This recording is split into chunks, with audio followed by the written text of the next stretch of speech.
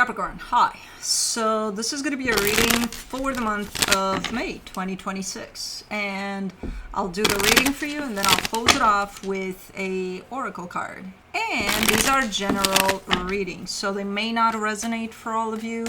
If they do, there is an extended. At the end of the video, you can check out the link for that in the description box below if you want. Let's see. Happy.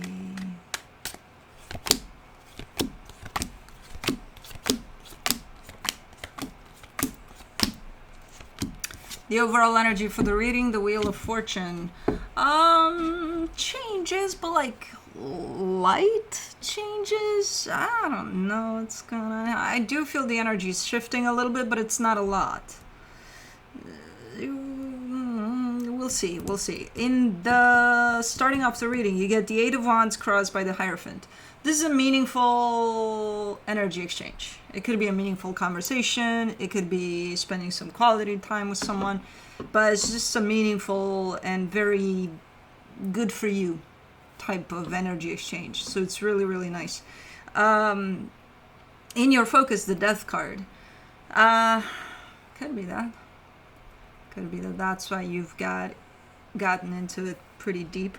Could be a loss at some point in time, which could have been recently. There may have been a loss on your end or surrounding you, and that could open up quite the energies here. In the recent past, the Knight of Cups, I see your heart being open. Everything's good there. You're just doing things that you enjoy doing, you're open to doing. In your strength, the Queen of Swords, yeah, there's clarity there. You're good. You're balanced. You're good. In the immediate future, the Three of Swords, there's a little bit of pain that's showing up there. I can't tell if it's because it's hitting you right there and then, or if it's something that may have already kind of passed through your life, but it's coming back. We'll see.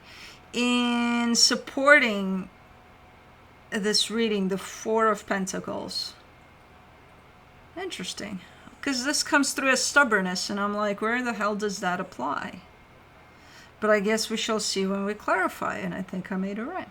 The energy that surrounds you, and you may not be aware of it, the Temperance card, this signifies a long period of time, a stretch of time. So I'm guessing all of these, the loss, the pain, kind of blend in together, and it could be over time. In your hopes and fears, the Seven of Cups.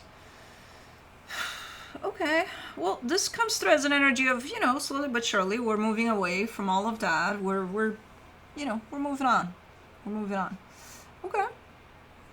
In your potential outcome, the Queen of Wands. That's a nice energy. Very confident, I think that's you, just, checking yourself in the mirror and being like, happy, you're the shit, like really feeling good about yourself there. But let's clarify. Let's see what's up. But I can't twist my head much, so I gotta rotate in case you said anything, even though you didn't. You're just kind of almost snoring. Because of your sister. Juno did it again. For the Wheel of Fortune, you get the Judgment card, the Ten of Pentacles, the Fool. Yeah, I think good changes, again, small changes. It's not like, oh my God, life-changing events or anything like that. Small changes that have to do with your stability. It's for the better. So they're good, and you're maybe you're redecorating a room. I don't freaking know, but like nice things. They have to do with your stability too. So I think it starts off small, but I have a feeling like it's going to develop into something bigger, like this whole trend of change that I feel here. But let's see. For the Eight of Wands, you get the Five of Pentacles, the Nine of Cups, the Two of Swords. What is it? Yeah, there's well, that's the intention for this energy exchange, to be meaningful, deeply felt, like open, honest, and it does involve this separation, loss, whatever this is. There's something here. You're very caring in your approach, but ultimately it almost feels, let's say you start a conversation with someone, and again, you're coming through as very caring. Maybe there's a departure involved in the conversation, or a splitting of ways.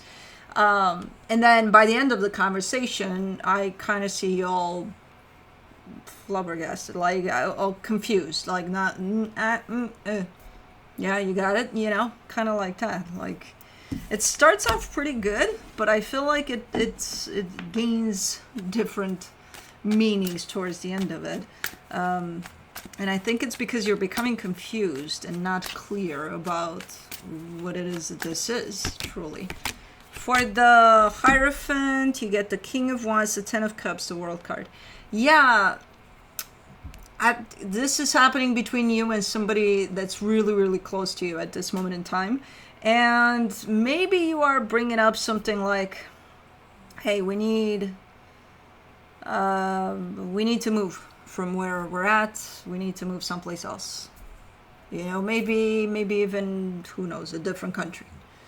Who the hell knows, And again, the initial opening on your end seems to be, okay, this is where we're heading with this one. By the end of it, it kind of like the direction that you took initially doesn't really make sense anymore.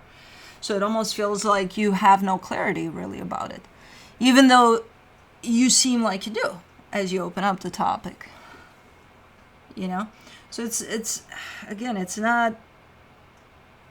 not anything that happens along the way within this conversation, let's say. Let's say you bring it up to whoever and they say, oh yeah, let's hear it out, let's hear arguments, let's, yeah, I'm all for it. They may agree with everything. You're the one that gets confused, though, as you kind of go through things here. Hello. Don't put your ass in my coffee. I know, Kai took your spot. Excuse him. I got my laptop right here. Yeah, groom him and go. No, it's going to be a shit show because they started grooming and then they started fussing. And there it goes. They're cute and all when they groom, but then they start doing other shits, and then Felix is at the door. It's a shit show already. Okay. We'll proceed. We'll see what happens. But anyways.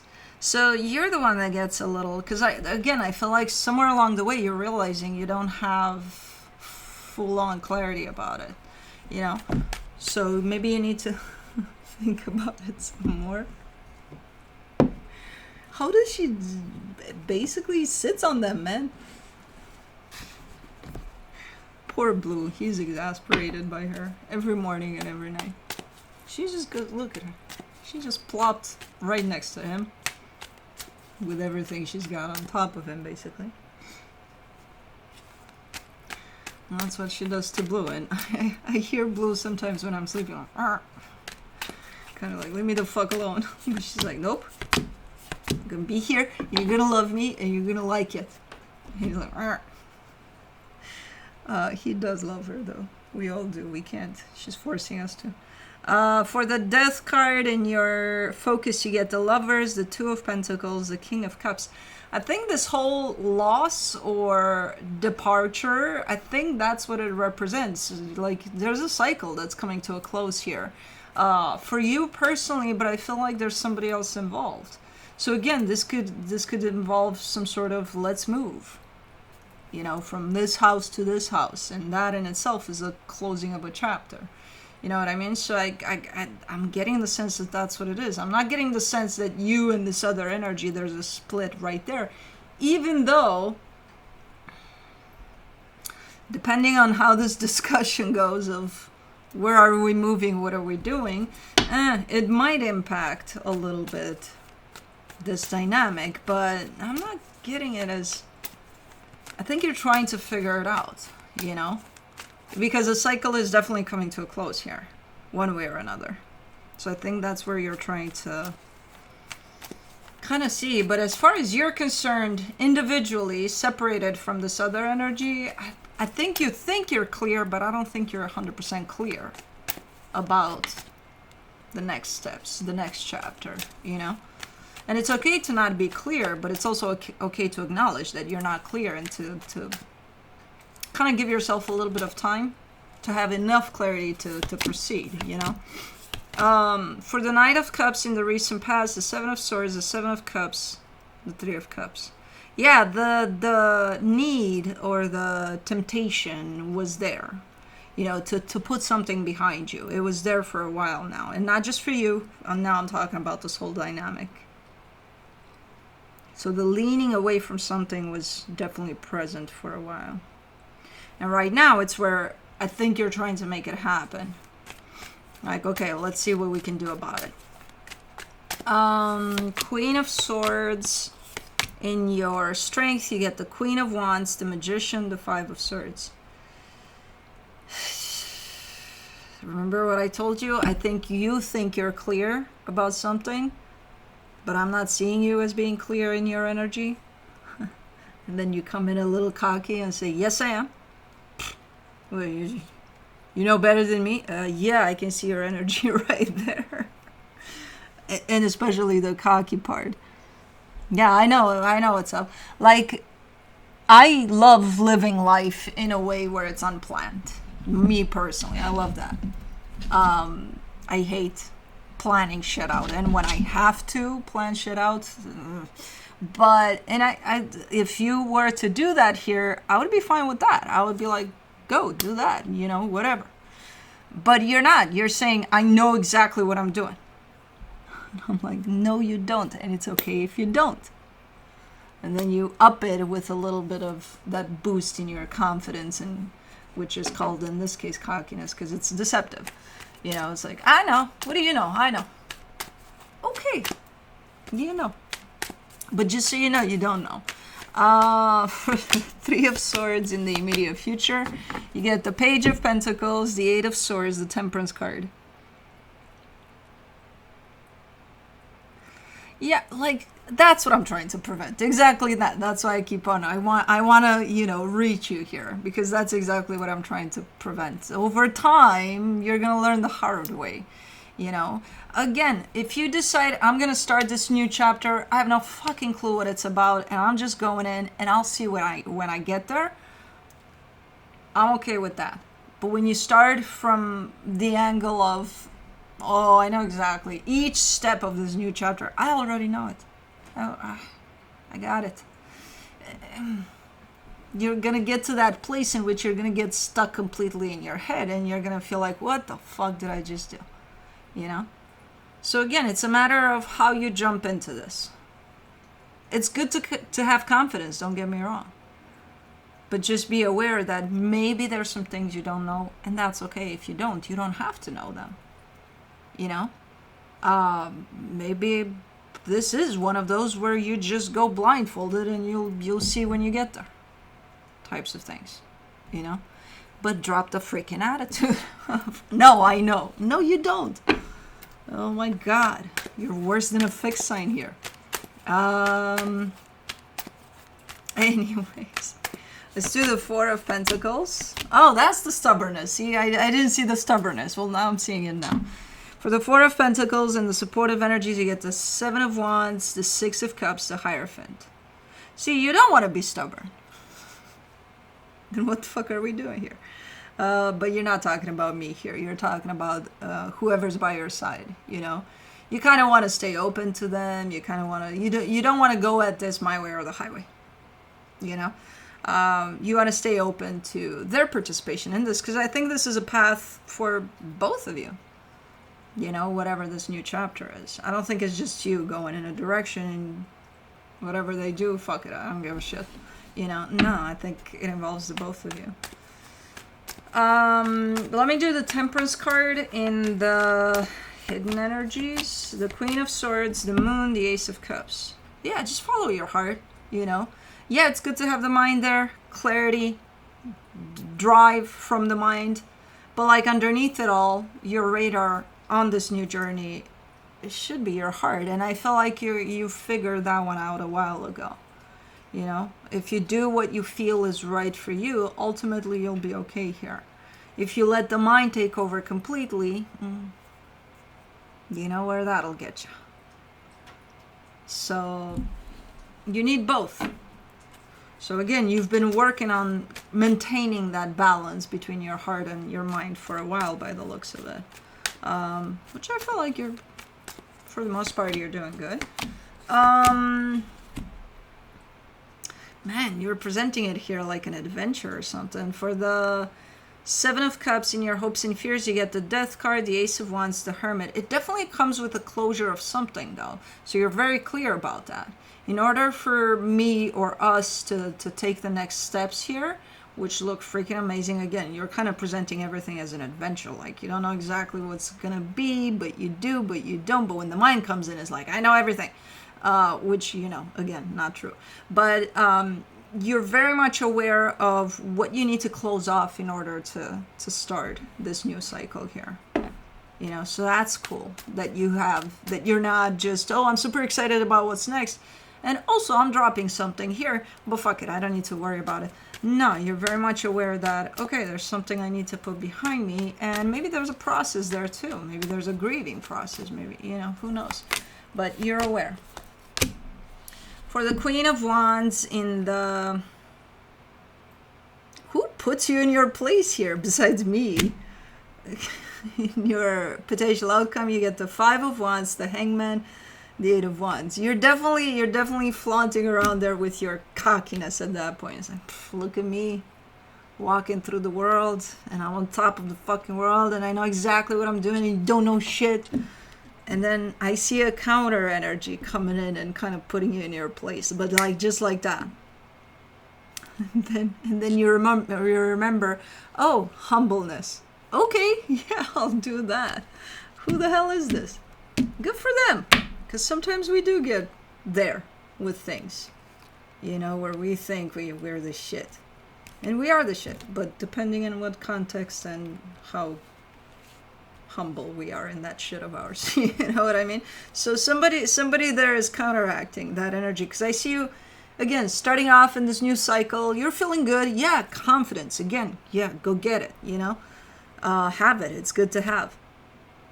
But then somebody cuts you off directly, and it's just in a split second you remember to be humble, and then you're back to a sense of, okay, yeah, I'll just take things as they come, and everything's right in the world again.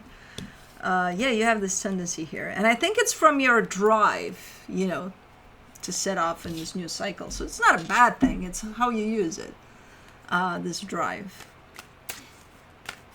Because, you know, confidence is one thing, cockiness is another. But let me see what the universe has as a final.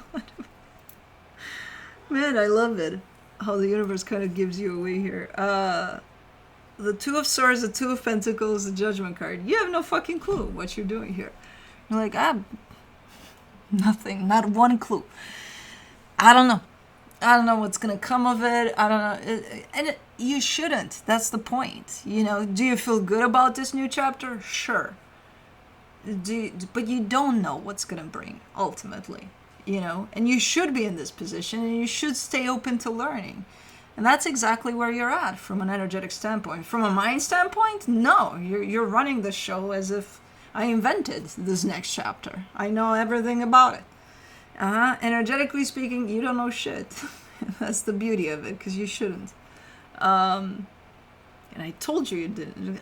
Don't fuck with a fixed sign. I'm going to win with stubbornness. But anyways, cool reading. Let's do Animal, Dreaming, Oracle cards. Plus, I'm a Cappy Moon too, so I know that type of stubbornness. It's a little different than a fixed sign, but let's see what you got. Snake, Transmutation, number 14. That's a big one for you.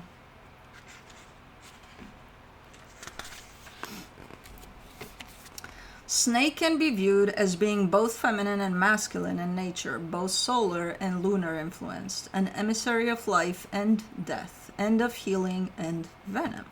It embodies all possibilities, being masculine in form and phallic in nature, while traditionally accompanying the ancient mother deities as symbols of intuition and wisdom. It has arbitrated the three worlds since the dream time as the lightning and solar rays of the sky realm, the primeval waters of Mother Earth, and the underworld in which it dwells. The Celts saw the snake as a powerful symbol of fertility, often depicting serpents in their artwork with eggs lodged firmly in their mouths. Emblematic depiction of creation with the masculine seed meeting and joining with the female egg. While embracing the promise of new life, the snake can be seen as representative of the healing we must accept if we intend to move into the next phase of our life in a complete and fertile way. As a symbol now employed by the medical fraternity, how the fuck do you read this? Caduceus is a stylized emblem incorporating, I know what that is, but I don't know how to read it in English, is a stylized emblem incorporating a pair of snakes intertwined together in the sacred act of copulation, working themselves as one around a staff, taking a symbolic journey to the higher mystical realms of creation. Before we can welcome what we yearn for into our lives, we must first be prepared to identify the things we no longer want or need. There's no such thing as a sick person who is not grieving for something. If we are grieving for some aspect of life that we feel is out of reach, no matter how hard we twist and turn in a vain attempt to draw it closer to us, the grief we feel will eventually make us ill. The presentation of the snake card is a way of gently pointing out that you need to look deep within yourself and honor those aspects that pose the threat of making you ill. We have to hand them over so that we may see clearly again, allowing us to move forward with confidence and a renewed sense of purpose. Snake encourages us to look at our baggage, our burdens, and our pain and transmute them into new opportunity and new life. She offers us the chance to physically rebirth ourselves by strengthening us emotionally and deepening our relationship with spirit. Anyways, that's what I have for you. Hope this helped, and I'll see you next time. Bye.